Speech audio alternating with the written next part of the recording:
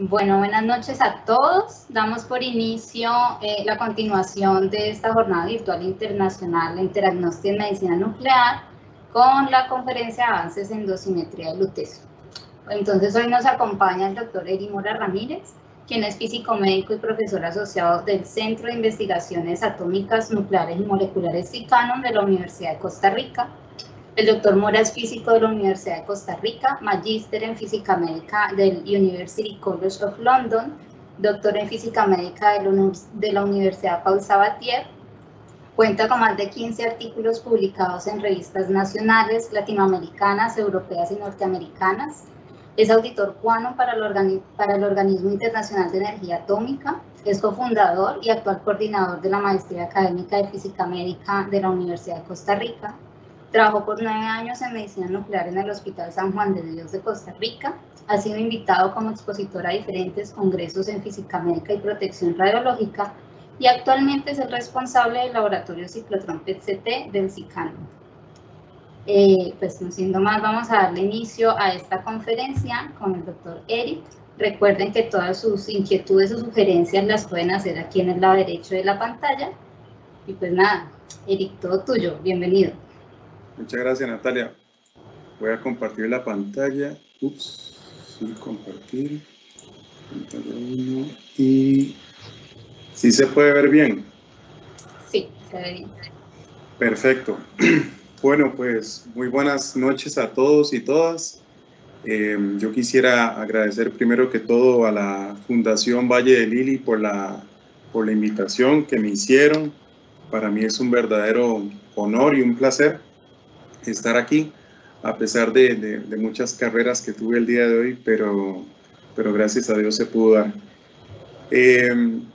Pues bien, como la plática o la charla indica, vamos a ver algunos avances de la dosimetría, ahí me faltó una E, perdón, de la dosimetría de lutecio. Y cualquier duda, cualquier pregunta que tengan al final, si no, ustedes pueden ver mi correo electrónico en la presentación y cualquier cosa sin ninguna pena me pueden hacer las consultas del caso. Ok, muy bien, entonces lo primero que vamos a hablar es sobre un pequeño resumen de lo que va a tratar la charla, algunas generalidades del lutecio 177, sobre los ciclos de tratamiento y variaciones que pueden haber en estos ciclos de tratamiento, sobre el uso de imágenes planas versus el SPECT, algunos problemas que se pueden presentar con el posicionamiento del paciente, el flujo de trabajo en dosimetría clínica y la calibración planar y SPECT. ¿Cuál puede ser más aplicable en ciertos casos y cuál puede ser mejor en otros? Ok, como objetivo general de esta presentación sería mostrar el beneficio del trabajo en equipo para las terapias que hacemos en un servicio de medicina nuclear con el lutecio 177. Ok, muy bien. El lutecio 177 es un emisor que, valga la redundancia, tiene dos emisiones, una emisión beta, como lo pueden ver aquí al lado izquierdo, con energías que son relativamente bajas, por decirlo así, y aquí podemos ver sus porcentajes de emisión. Por otro lado, podemos ver que tiene al menos 4 emisiones gamma, y ustedes pueden ver que las emisiones gamma no llegan a ser ni un 20% del total de las emisiones que se están generando, ¿de acuerdo? Podemos ver que el semiperiodo de vida físico es de aproximadamente 6.65 días, que la energía energía cinética máxima de las partículas beta, vean que es aproximadamente los 498 keV que estábamos hablando acá. Y algo muy importante es la penetración que se asocia a esa energía cinética máxima que tienen las partículas beta, que es de 1.2 milímetros. Esto es muy importante porque es el rango que tienen estas partículas para atravesar el tejido. Desde ese punto de vista, uno podría pensar que las lesiones se van a ir afectando de modo superficial, ¿de acuerdo? De tal manera que uno pueda ver una reducción poco a poco en las lesiones que se están tratando. Veamos estas dos emisiones que están aquí. Estas dos emisiones, como lo pueden ver del artículo del profesor Jumberg, que está en el MIR Pamphlet 26, vean que tienen dos emisiones mayormente, como las veíamos las gamma, ¿verdad? Ellos hicieron una simulación para un colimador de mediana energía y entonces aquí en la línea negra podemos ver la emisión total, mientras que en las líneas punteadas podemos ver las emisiones principales, o sea, lo que se asocia a emisiones desde el punto de vista sin ningún tipo de dispersión. Vean que aquí en una pequeña pancita, no sé si es apreciable, pero están estas dos emisiones de altas energías, ¿de acuerdo? ¿Qué es lo que recomiendan en este artículo? Y el que no lo ha leído lo puede leer, si no lo tiene con mucho gusto me lo puede pedir, que generalmente se utilicen o se hagan adquisiciones de estudios utilizando la ventana de 208 KeF, no la ventana de 113. Si bien es cierto, algunas personas podrían utilizar las dos ventanas, esto puede ser un poco complicado a la hora de trabajar inclusive con la corrección de atenuación. Entonces, que es otro efecto muy importante. Si ustedes notan, ¿verdad? Si utilizamos, por ejemplo, solo esta ventana de energía, nosotros podríamos tener una penetración septal de estas altas energías en el pico principal y entonces de esa forma las imágenes van a ser degradadas, ¿de acuerdo? En este artículo es muy interesante porque ellos muestran diferentes imágenes de cómo son cada una de las ventanas y al mismo tiempo cómo es la imagen de una fuente puntual en cada una de las ventanas y al mismo tiempo los efectos de dispersión y de penetración septal. ¿Ok? Bueno, en el caso del lutecio dotatate, yo no soy médico, ¿verdad? Entonces voy a hablar algo muy rápidamente. Supongo que todos los médicos nucleares que están en la audiencia ya conocen muy bien este documento, ¿verdad? Es un documento que fue propuesto por 3 agencias internacionales, entonces, de hecho, creo que solo hay un físico médico aquí, que es Marta Cremonesi, que ayudó con la revisión de esta guía. El lutecio dotatate es un radiofármaco que está constituido del radionucleido, ¿verdad? Que es el lutecio 177, que está ligado al péptido análogo de somatostatina, que es el dotatate, que se utiliza en la radiopeptidoterapia, ¿de acuerdo? O estas siglas PRRNT. Es indicado para el tratamiento de tumores neuroendocrinos gastroenteropancreáticos. ¿Qué tienen estas siglas en inglés? En realidad esto es una muy buena revisión, vean que es del año 2013 y entonces ya tiene algún tiempo de estar disponible de manera gratuita, ¿verdad? Igual pueden entrar a la página de la Asociación Europea de Medicina Nuclear y lo pueden descargar. En el caso del lutecio PSMA, es indicado para el tratamiento de pacientes metastásicos con cáncer de próstata resistente a la castración, que esas son las siglas en inglés. Que estos pacientes tengan una buena captación de estos ligandos del PSMA y el paciente tiene que tener un estudio previo, valga la redundancia, antes de la terapia que ayude a considerar este tratamiento. Este artículo es del año 2019. Yo supongo que ya los que están trabajando con PSMA lo conocen bien, pero para los físicos médicos es muy interesante que está aquí el profesor Colin Jimber y el profesor Lassman, un holandés y un alemán, en esta parte relacionada a la dosimetría. Muy bien. Entonces, en la parte médica, yo voy a abordar poco algunos temas, ¿verdad? Yo soy físico y mi doctorado yo lo hice en terapia de tumores con lutecio dotatate en Toulouse, Francia. De hecho, colaborábamos con el Instituto de Cancerología de Montpellier.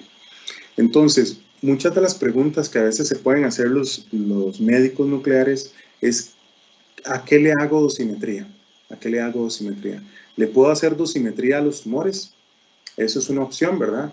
Pero en el caso del PSMA yo creo que es un poco difícil porque las lesiones generalmente son no homogéneas y pueden estar distribuidas a lo largo del cuerpo. Hay algunos pocos artículos que hablan sobre la dosimetría para PSMA, ¿verdad? De los tumores, mientras que se habla más que todo de vigilar los órganos críticos. ¿Cuáles órganos críticos podemos ver? Primero que todo, la médula ósea. La médula ósea se habla de 2 a 3 grays por exposición. Esto viene de los estudios de Benua, allá por los años 40, ¿verdad? Ese fue como la referencia que se fijó. En el caso del vaso, puede ser una opción. En el caso del dotatate, hay alta captación de este fármaco a nivel del vaso y entonces algunos investigadores sugieren que puede haber algún tipo de toxicidad a nivel de médula ósea porque hay esta captación grande a nivel de vaso, ¿verdad? Los riñones, que es el órgano excretor principal, vean que puede resistir, dependiendo de los autores, de 28 a 40 grays. Hay unos que hablan de 23 o 27 grays, ¿verdad? Esto viene de una extrapolación que se hizo de la radioterapia, perdón. Y en el caso del PSMA, además de estos órganos, se tiene que considerar las glándulas salivales, que en ese caso estas glandulitas resisten hasta 35 grays. Entonces, para hacer cada uno de estos estudios, ¿verdad? Hay que tratar de ingeniárselas en el servicio. De una u otra forma, hay que trabajar como un reloj suizo, ¿ok? Les voy a poner un ejemplo. Este es un ejemplo del que nosotros logramos hacer una publicación donde mostramos un ejemplo de los tratamientos que llevamos a cabo en Montpellier. Entonces, cada tratamiento se hacían espaciados por 8 semanas, se hacían 2 tratamientos en los cuales se hacía un SPECT-CT en este rango de horas, ¿verdad? Y luego se hacían, luego se hacían para el tercer y cuarto tratamiento solamente un SPECT a 24 horas y un cuerpo entero.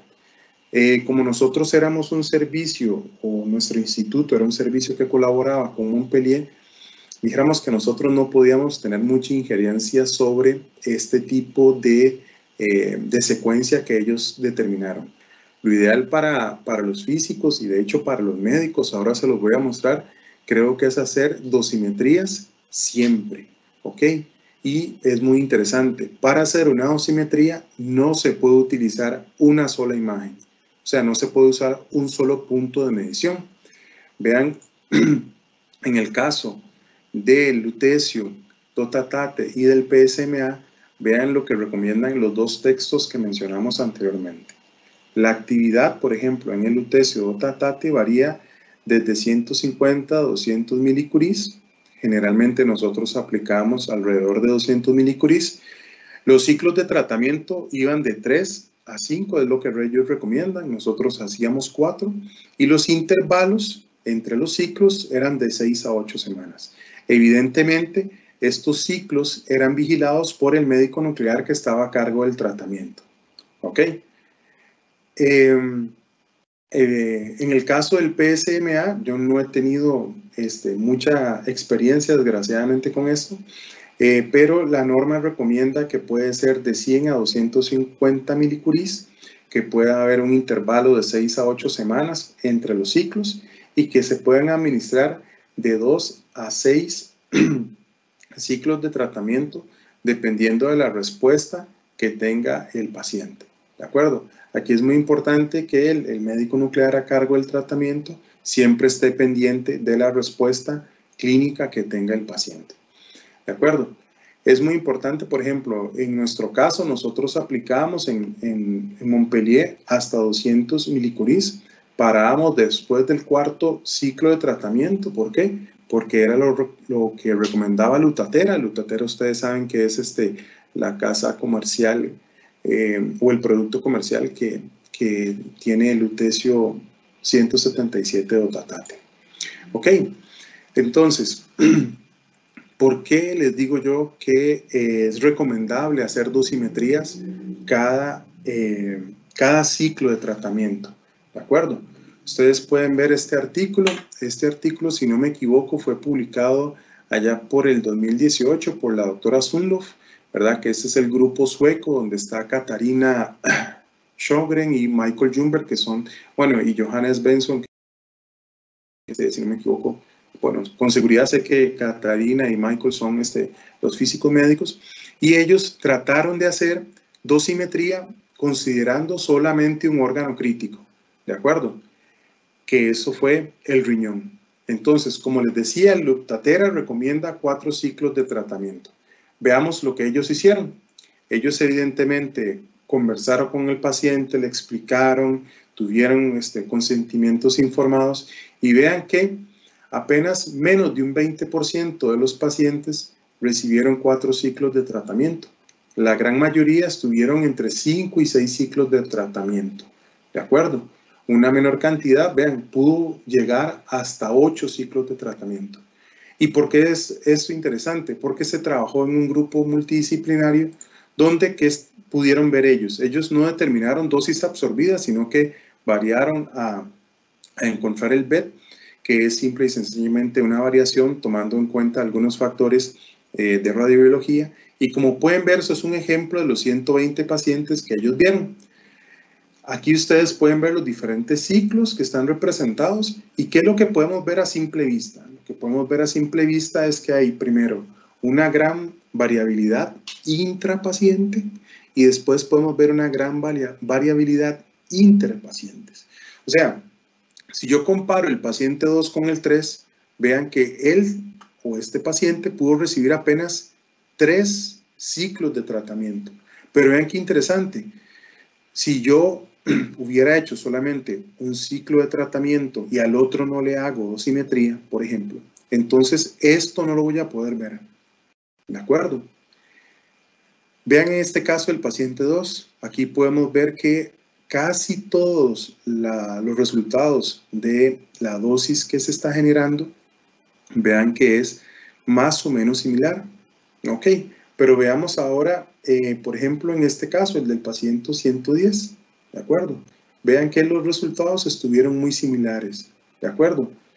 Por ejemplo, si no me equivoco, cuando la doctora estuvo presentando este resultado, ella hablaba de este caso del 120 y del 103, que estos pacientes tuvieron algún tipo de insuficiencia renal en ese momento, a la hora de recibir ese tratamiento. Entonces, si hay también una insuficiencia renal, quiere decir que también vamos a tener muy posiblemente, como sucede con los pacientes de cáncer de tiroides, también una irradiación importante a la médula ósea. Entonces, desde ese punto de vista, esto muestra que es justificable completamente todo el esfuerzo que hacen los miembros de un servicio de medicina nuclear para asegurarse que la dosis que por lo menos recibe este órgano crítico, que es el riñón, no vayan a generarle algún grado de toxicidad. ¿De acuerdo? Desde ese punto de vista es importante, ¿verdad?, que haya una comunicación clarísima y entre los médicos, yo no sé cómo le llaman en Colombia, pero en Costa Rica le llaman imagenólogos, a los profesionales en imágenes médicas o los tecnólogos, ¿verdad? Pero es muy importante que podamos entender por qué y para qué estamos haciendo esto. ¿Qué tipo de imágenes podemos necesitar para hacer esta dosimetría? Esto fue un artículo que recientemente publicamos y nosotros mencionamos que hay diferentes métodos o aproximaciones para hacer dosimetría. Hay personas que han hecho dosimetría planar, hay personas que hacen solamente dosimetría SPECT, que la pueden hacer dosimetría SPECT de cuerpo entero o de una sola sección del cuerpo. Pueden haber métodos híbridos donde se trabaja imágenes de cuerpo entero planares contra 1 o 2 SPECT-CTs, ¿verdad? Entonces, en la literatura hay muchísimas publicaciones donde ustedes pueden referirse para tomar guía de cómo hacer el protocolo de adquisición de imágenes. Pero yo les quiero sugerir algo. Yo les quiero sugerir que ustedes se convenzan por qué es mejor tratar de hacer imágenes SPECT-CT. Y para esto, vean, este artículo fue igual por el grupo donde trabaja la doctora Sjögren, ¿verdad? Y el doctor Jumber, inclusive el doctor Sven Erik, que son físicos médicos de Suecia. Y entonces, ¿qué es lo que podríamos decir aquí? Vean que esta es una imagen de Dotatate, ¿verdad? Y entonces, ¿qué podríamos decir? Bueno, yo voy a hacer la imagen de los riñones y ustedes pueden ver que no es tan difícil de hacer la segmentación, o sea, de identificar plenamente estas secciones donde uno puede decir que son riñones, inclusive podríamos decir que este es el vaso y podríamos identificar inclusive estas dos lesiones a nivel hepático, ¿de acuerdo? Y eso yo creo que por lo menos en Francia algunos físicos médicos están acostumbrados a hacer la segmentación de imágenes, ¿verdad? Evidentemente tenían la revisión del médico nuclear para ver si había hecho una segmentación adecuada, ¿verdad? Pero vean lo que pasa. Vean lo que pasa. Si nosotros hacemos la segmentación planar, vean lo que estamos tomando en cuenta además. Estas captaciones que pueden presentar cualquier paciente a nivel del intestino. Esta es una actividad intestinal y vean lo que ellos dicen, que lo que hacen es hacer una sobreestimación de la dosis en los riñones. ¿De acuerdo? Entonces, no es tan recomendable, por ejemplo, hacer una dosimetría planar. La dosimetría planar o hacer imágenes planares, por ejemplo, para hacer la evaluación dosimétrica a nivel de riñón, yo no lo recomendaría. Yo recomendaría las imágenes ovaladas de SPECT-CT. ¿Ok?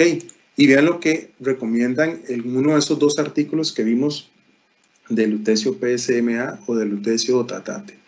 El desarrollo de una dosimetría óptima se lleva a cabo por una secuencia de imágenes a lo largo de diferentes puntos en el tiempo. Esto se hace preferiblemente con técnicas 3D que se utilizan para cuantificar, por ejemplo, el SPECT-CT. ¿De acuerdo? Ahora, puede que sea recomendable usar, por ejemplo, una imagen planar de cuerpo entero para hacer la dosimetría de la médula ósea. Hay otras técnicas también, ¿verdad? Pero la próxima semana vamos a hablar de la dosimetría para médula ósea. Al que esté interesado le puede llamar la atención. Como ustedes vieron, en nuestro caso, en Montpellier y Toulouse, no teníamos eso, pero nosotros logramos hacer una derivación sobre cómo encontrar la dosimetría a médula ósea. Entonces, al que esté interesado, desde ya lo invito para que pueda ver esta presentación, entre otras cosas que vamos a hablar. Ok, entonces, las imágenes secuenciales que se hablaban ahí, nada más es hacer el mismo paciente a diferentes puntos. Por ejemplo, este es el mismo paciente, ¿verdad? El mismo paciente, de hecho este es uno de los pacientes que tratamos en Toulouse, pero este punto que está aquí es a 4 horas, 24 horas, 72 y 192 horas. ¿De acuerdo? Si se tienen softwares especializados para hacer el tratamiento o la dosimetría, van a pedir que por lo menos tengan de 3 a 4 estudios SPECT-CT de la misma región. ¿De acuerdo?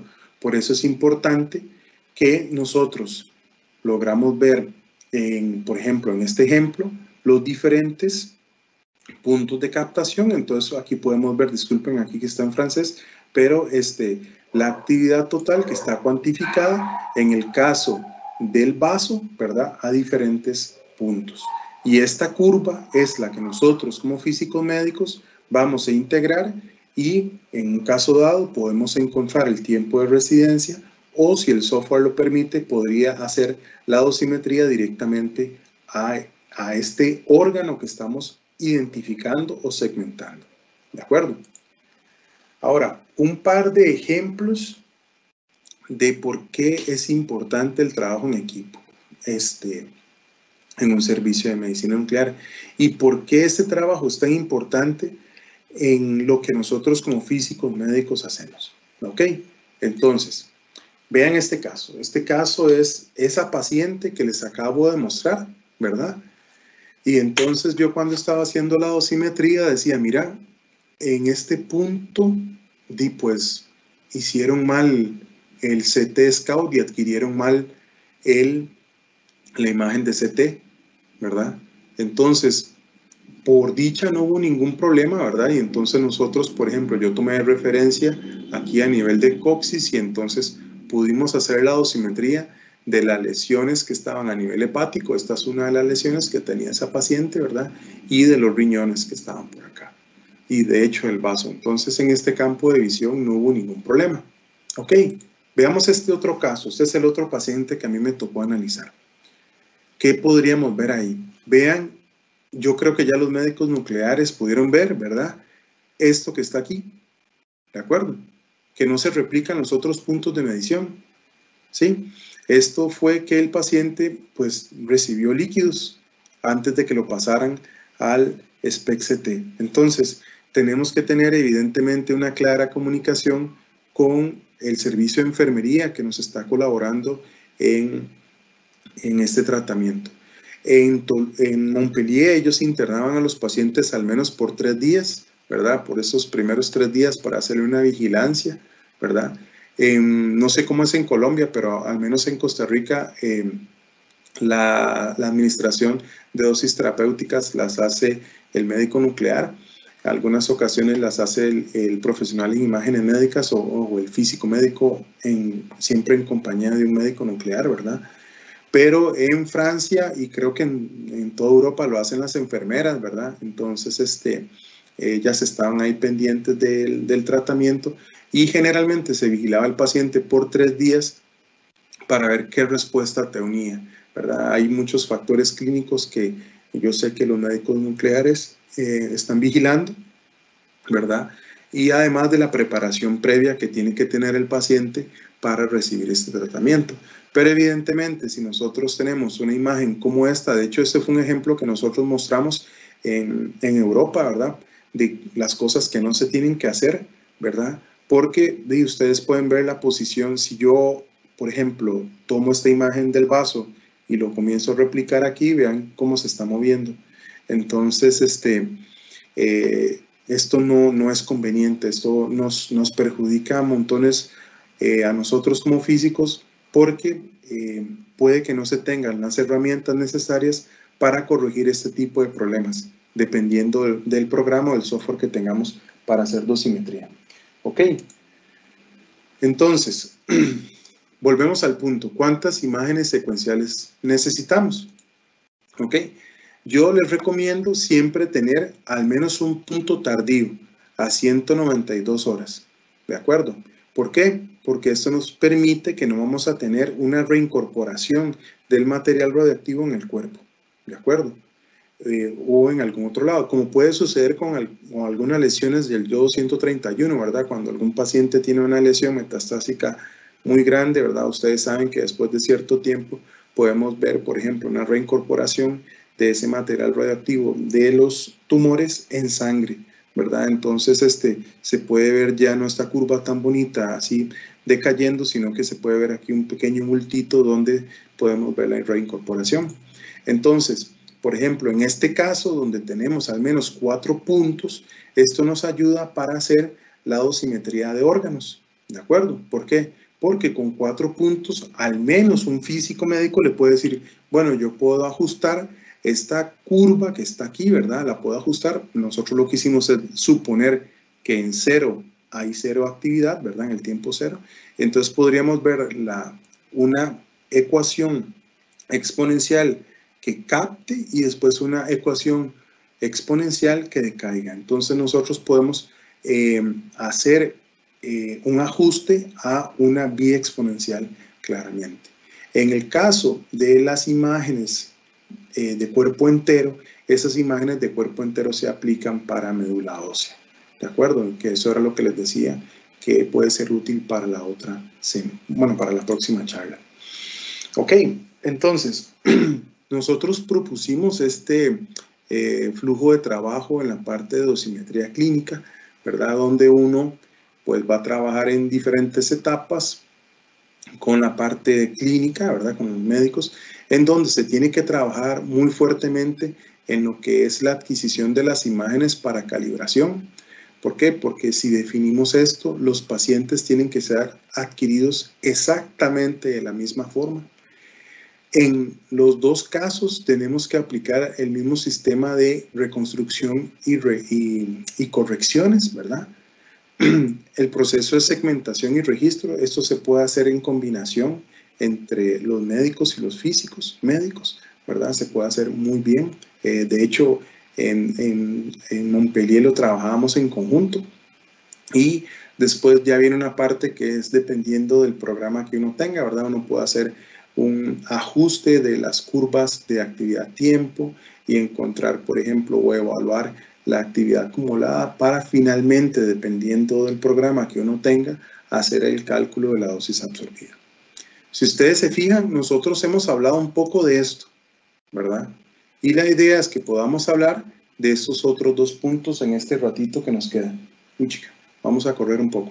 Ok, entonces, yo imagino que ya tienen bastantes dudas, ¿verdad?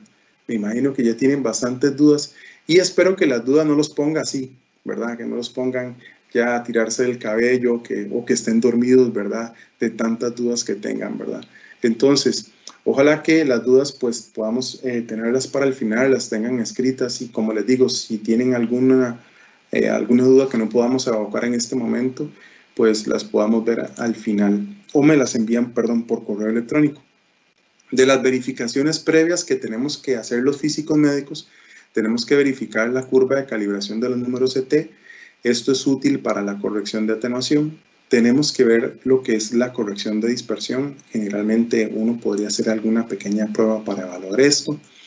La corrección por el efecto volumen parcial, aquí se determina una curva, y la corrección por la respuesta del colimador. Aquí tienen que verificar, dependiendo del programa que tengan, ¿verdad? Si tienen, por ejemplo, Siemens, tienen que verificar si el flash lo tiene. Si tienen GE, si tienen Volumetrics, tienen que verificar que esté la licencia incorporada. Estoy seguro que Astonish de Philips lo tiene, ¿verdad? Y si alguno tiene algún otro software, por ejemplo, como MIM o como Hermes para hacer reconstrucciones por aparte, tienen que preguntarle al vendedor si las licencias lo incorporan, ¿de acuerdo? En el caso de los números CT, este maniquí podría ser muy interesante, es de la compañía CIRS, ¿verdad? Aquí podemos ver que hay bastantes tejidos en los cuales uno puede evaluar la densidad electrónica y este otro maniquí nos ayuda a ver la calidad de imagen CT.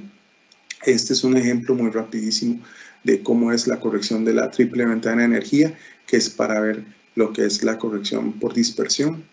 En el caso del efecto de volumen parcial, nosotros vamos a utilizar una imagen como esta, ¿verdad?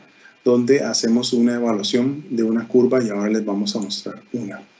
Entonces, un ejemplo de una calibración de un SPEC-CT es este, que fue el que nosotros diseñamos en Montpellier.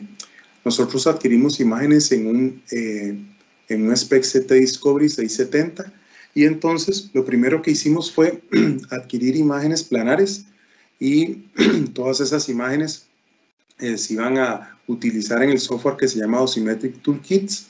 De hecho, un comercial, si tienen General Electric y van a comprar Dosimetric Toolkits y, por ejemplo, alguno está pensando en comprar este software para utilizar las imágenes de otro servicio de medicina nuclear que tenga discoveries, ¿verdad? Eso no sirve, porque la licencia solo sirve en la estación de trabajo que usted la tiene instalada. Entonces, eso es un pequeño gran detalle, aparte de otros problemitas que tiene el software. Entonces, nosotros hicimos una calibración, como les decía, utilizando una esfera en aire, una calibración planar, donde hicimos una variación de la distancia entre el colimador y la fuente. Utilizamos Hermes, que es un software que es de una compañía independiente, ¿verdad? Para reconstruir y poder comparar los resultados que nosotros teníamos. Y entonces, en este caso, nosotros utilizamos para hacer la calibración del SPEC-CT, inicialmente una esfera colocada en un maniquí vacío. o una esfera colocada en un maniquí. De hecho, nada más llenamos este maniquí, donde estaba la esfera, lo llenamos de agua.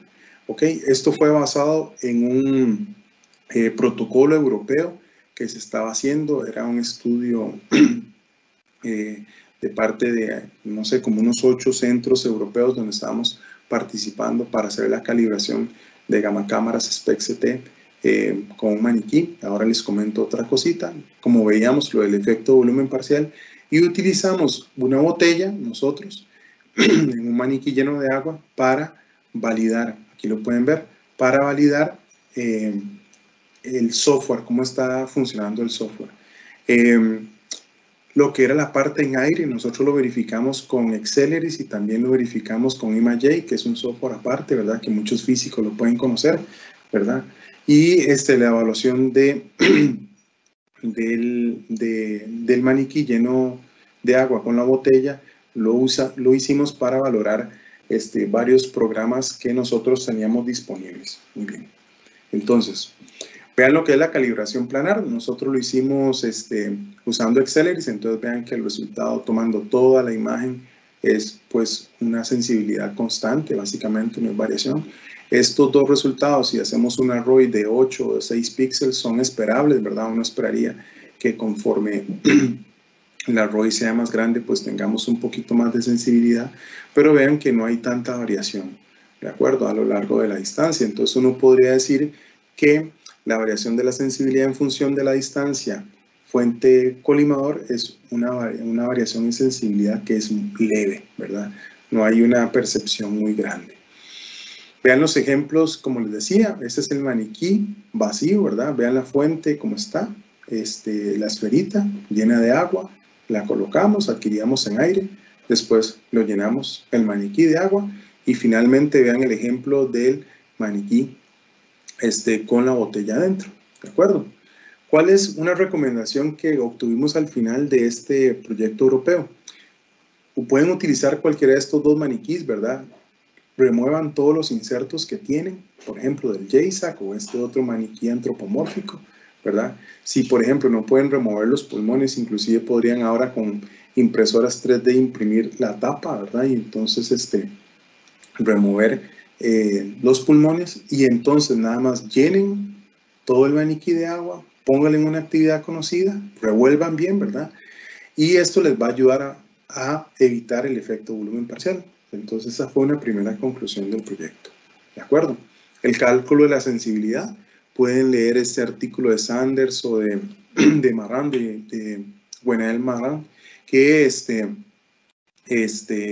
ellos prácticamente encuentran la sensibilidad de la misma forma, es encontrando las cuentas en el volumen que nosotros tenemos, en este caso era la esfera de 16 ml, considerando el número total de proyecciones por tiempo, la concentración inicial que teníamos de la actividad, el tiempo de preparación entre el maniquí y la adquisición, que es delta T, y el semiperiodo de vida físico. ¿De acuerdo?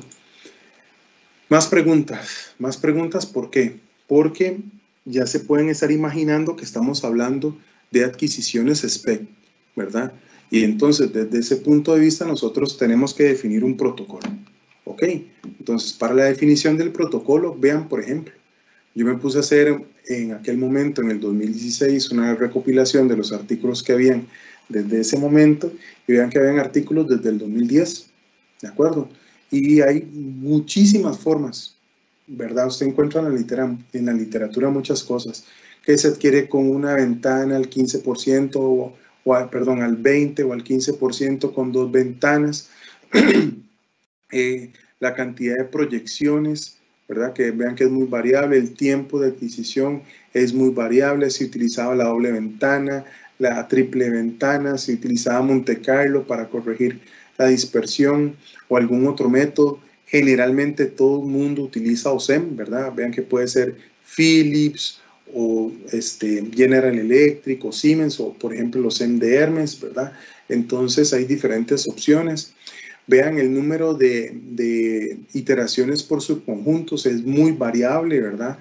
Lo que casi se llega en concordancia a tener es que la matriz sea de 128 por 128. Si alguien tiene Intevo y quiere adquirir con la matriz de 256, tiene que preguntar en fábrica, porque nosotros estuvimos trabajando para un proyecto multicéntrico europeo donde la estaban adquiriendo con Inteo con la matriz de 256 y había un tipo de problema, ¿ok? Entonces, para que le pregunten a la gente de Siemens y tengan seguridad que no hay ningún problema con la matriz de 256 con Inteo. Si en general no se recomienda filtrado, pero vean aquí, ¿verdad?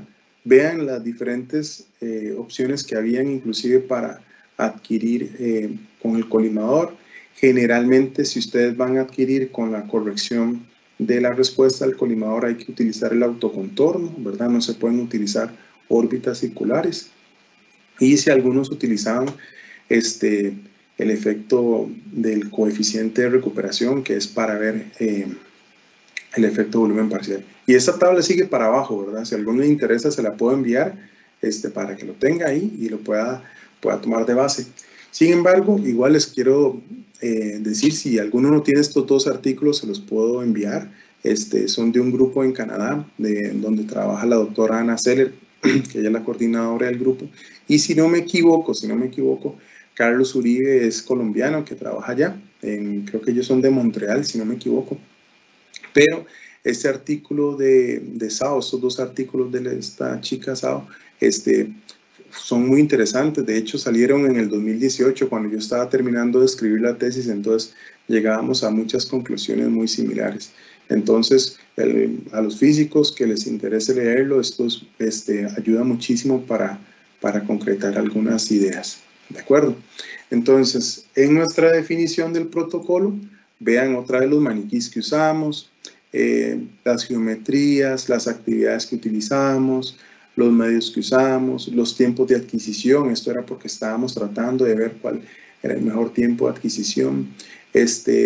Al final nos inclinamos por este tipo de reconstrucción, ¿verdad? Sin filtrado, por ejemplo. Pero intentamos diferentes tipos de reconstrucción para ver el resultado que teníamos. Y vean, por ejemplo, aquí, si nosotros evidentemente comenzamos a tener más actualizaciones, que es la combinación de las iteraciones por los subsets, ¿verdad? Vamos a recuperar mejor la sensibilidad, pero nosotros nos quedamos, como les decía, entre 6 y 8 iteraciones para 10 subconjuntos, ¿verdad? Al final escogimos esta, ¿verdad? Esto fue lo mejor, lo óptimo. De hecho, al final con el artículo de Sao nos dimos cuenta que ya al final escogió una cosa como esta, ¿verdad? ¿Y por qué no escogimos más? ¿Por qué no escogimos más? Alguien podría decir, pero es que es mejor 1035 que 978. Por esto. ¿Por qué no escogimos más? Por esto. Porque si ustedes se fijan, vean la esfera, ¿verdad? La esferita que teníamos de 16 ml. Si yo comienzo a hacer un incremento irracional del número de actualizaciones, lo que puedo tener es un efecto ya muy conocido que se llama el Gibbs-like, que es un anillo de Gibbs, ¿verdad? Y entonces uno comienza a tener una distribución inadecuada de la cantidad de cuentas. Vean que, por ejemplo, ya para 8 iteraciones ya podríamos tener aquí una pequeña discontinuidad, ¿verdad? Y entonces uno pues está manejando este tipo de reconstrucción. En nuestro caso, vean que era el OSEM con atenuación, dispersión, la corrección del colimador y sin ningún tipo de filtrado. ¿De acuerdo? Ahora vean lo que era la corrección de atenuación, ¿verdad? En el caso de Hermes, nosotros no teníamos el CIRS, ¿verdad? Teníamos otro maniquí, entonces teníamos que hacer la interpolación, ¿verdad? Encontramos estas dos ecuaciones que al final el software automáticamente lo que hace es pasar estas ecuaciones por ejemplo, en 140 kiloelectronvoltios, lo pasan a la energía del lutecio a 208. Pero si quieren ver un poco más, pueden leer esta publicación de Sasby Brown, que es del grupo de Dave Bailey, que está en Australia, donde ellos explican un poco más sobre lo que es la relación de los coeficientes de atenuación lineal, ¿verdad? Para diferentes isótopos SPEC. Este artículo me pareció muy bueno, que es de Robin de no sé si se pronuncia así, ¿verdad? Es un grupo, creo que Robin es holandés, ahorita no recuerdo bien.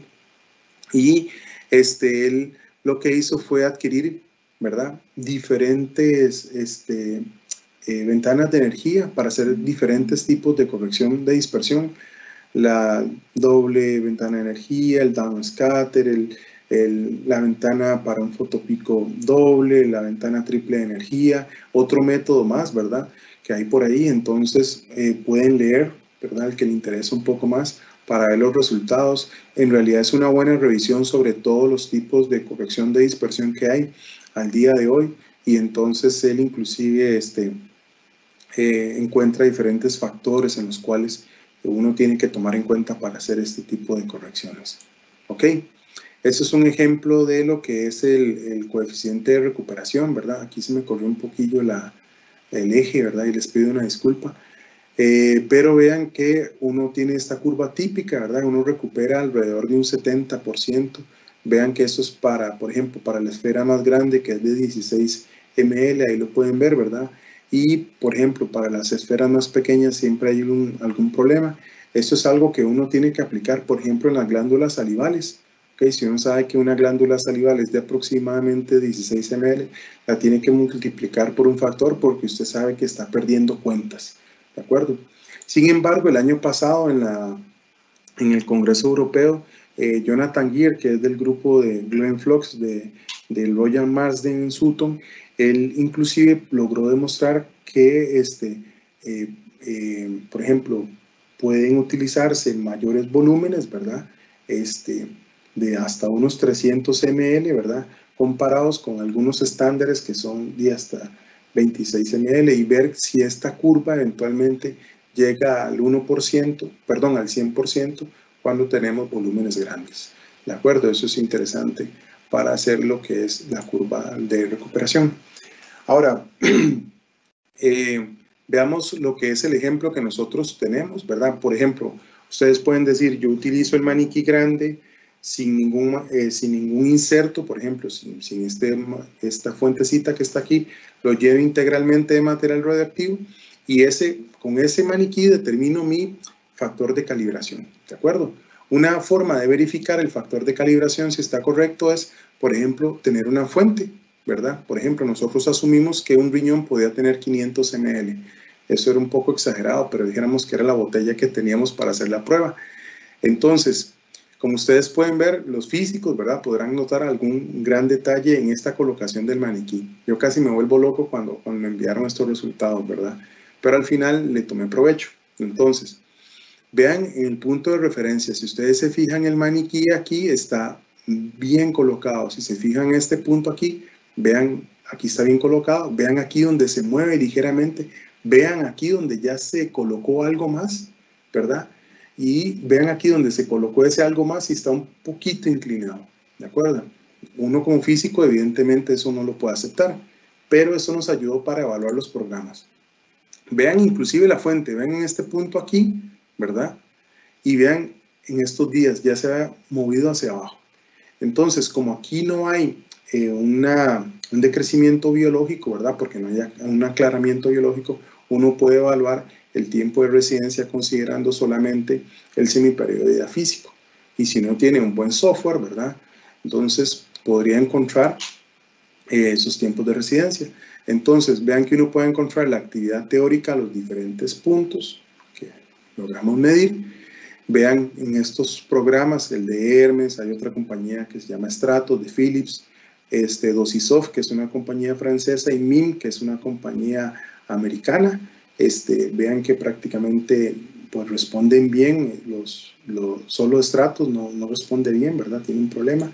Véanlo aquí, vean esta pequeña variación, que tenemos una pérdida completamente aquí con Stratos, mientras que con Hermes y con Dosisoft se alinean bien al comportamiento teórico, ¿verdad? De hecho, pueden ver que hay una pérdida en el tiempo de residencia con Stratos de hasta un 51%. Eso es por algunas características que tiene este software para hacer algo que se llama el corregistro de imágenes.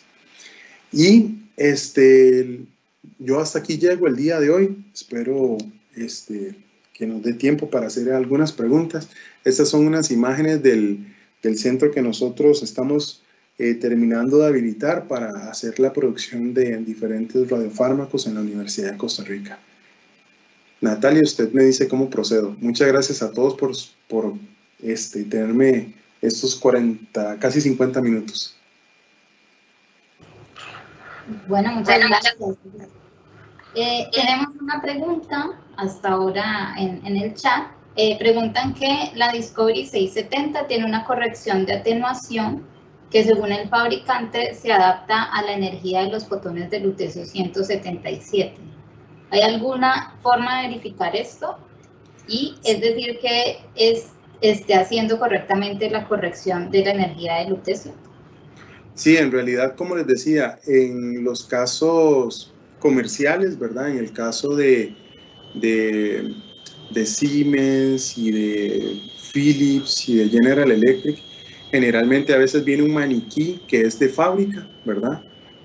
Con ese maniquí de fábrica usted puede hacer una curva, ¿verdad? Creo que son 5 o 6 tejidos que usted puede hacer. Sin embargo, por ejemplo, este maniquí de la CIRS tiene como hasta 10 tejidos más y entonces usted puede considerar hacer la curva de calibración.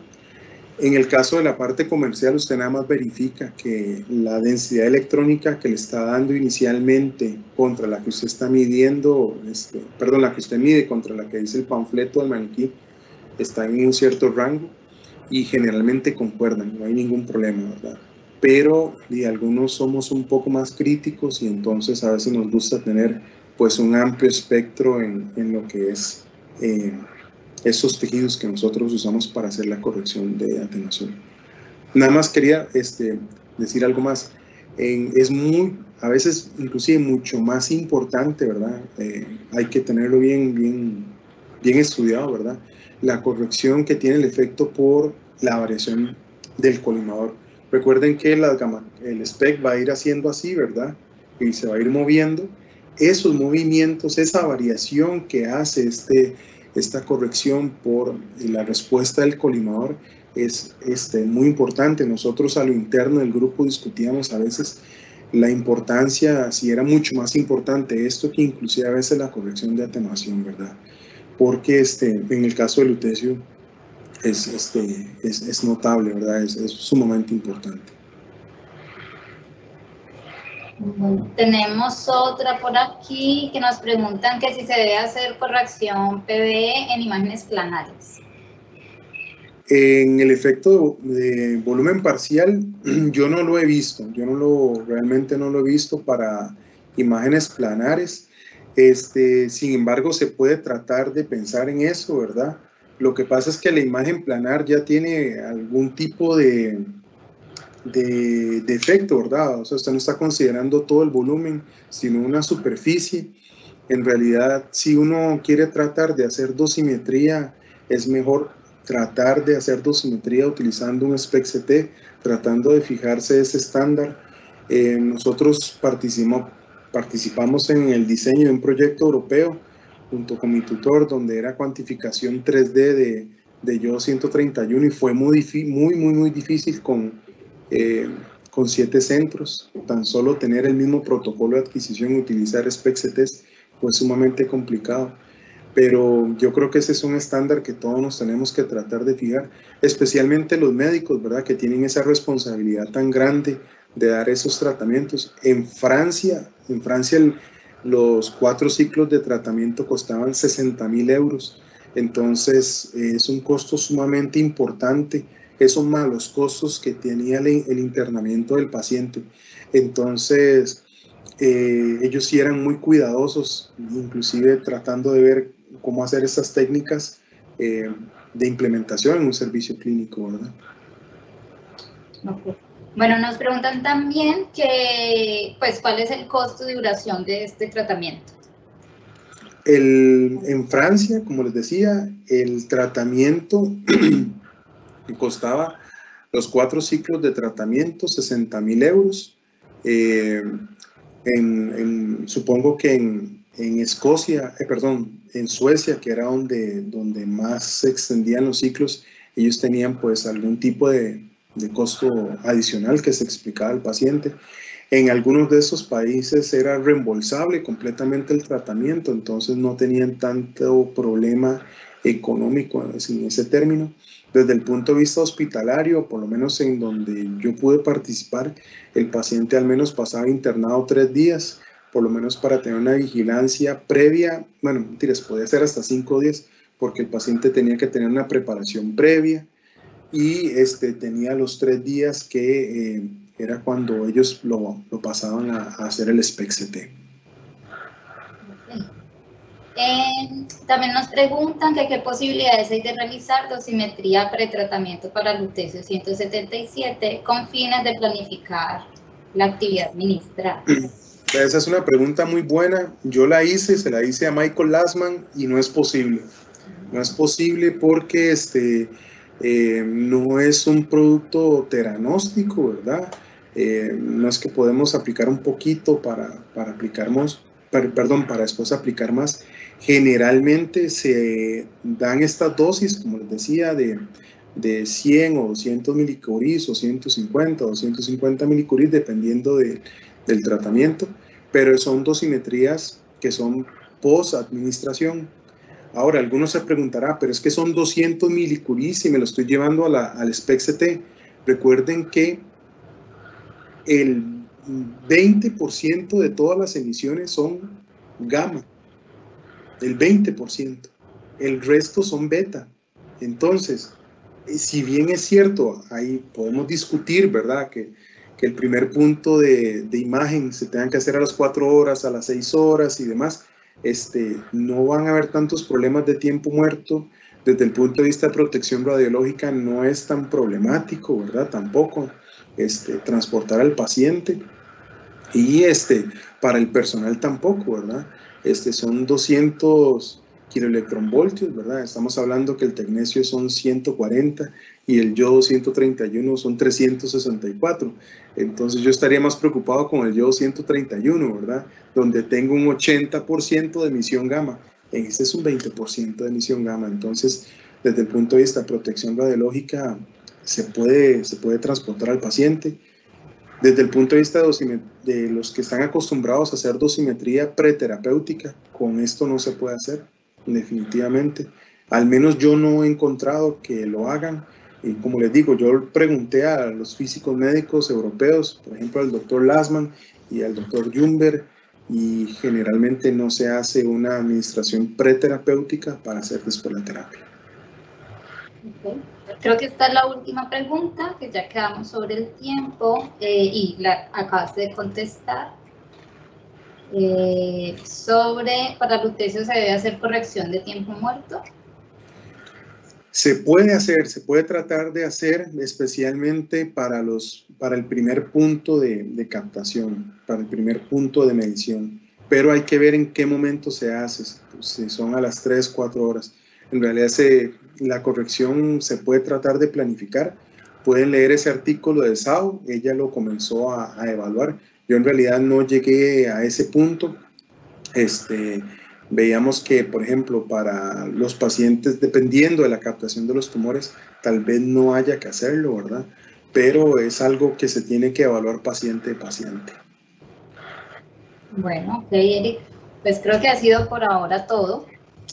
Invitarlos, agradecerte por tu participación, por la conferencia pues, tan excelente también que nos has dado y toda esta cantidad de bibliografía que tenemos para revisar.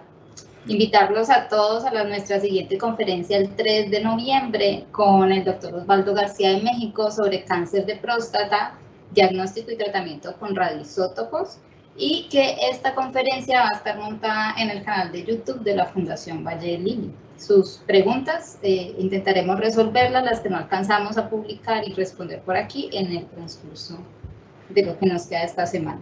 Vale. Muchas gracias a todos y que tengan buenas noches. Hasta luego, buenas noches, que estén bien.